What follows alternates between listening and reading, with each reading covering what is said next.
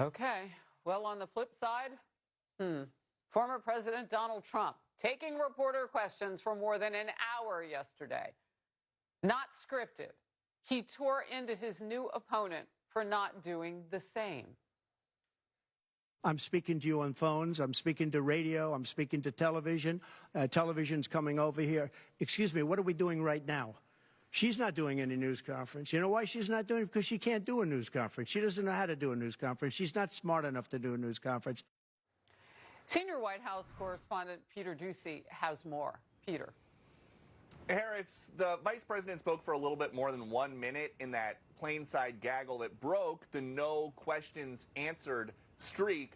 But there is no reason to think that her team might need to prep her quite a bit more before she talks for more than 60 or 70 seconds. Case in point, she apparently, according to the New York Times, told a group of uncommitted voters in Michigan that she is open to the idea of an arms embargo, stop shipping some U.S. arms to Israel, which her team immediately had to walk back. Her national security advisor, Phil Gordon, came right out to say the VP has been clear she will always ensure Israel is able to defend itself against Iran and Iran-backed terrorist groups. She does not support an arms embargo on Israel. She will continue to work to protect civilians in Gaza and uphold international humanitarian law.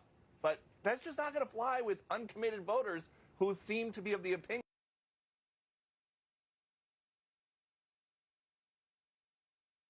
change about saving Palestinian lives in the immediate. We want her to stop sending bombs to kill people we love.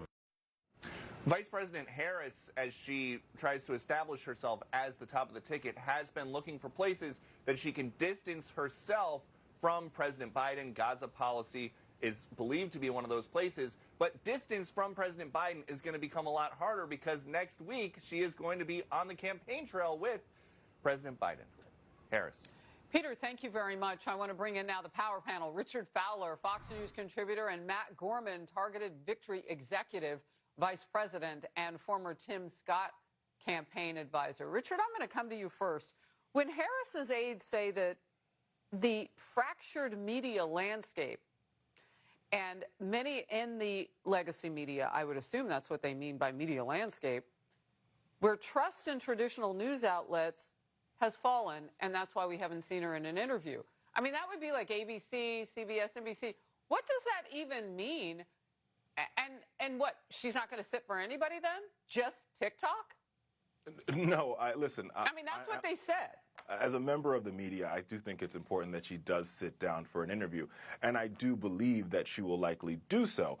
With that being said, in all fairness, I think it's worth pointing out that it's not like Kamala Harris was the candidate of 4 months ago or 5 months ago or even 6 months ago or even 3 weeks ago. Well, that's no one's fault but your party's. They chlorinated her. Hold on a second. She was the candidate of last week, and there was a lot of things that had to happen between last week and this week and next week as we go towards the convention. And so I do think she'll sit down with the media, but I also think she has to talk to party officials. She has to get to all the battleground states. And in contrast, Donald Trump is going to Montana tonight.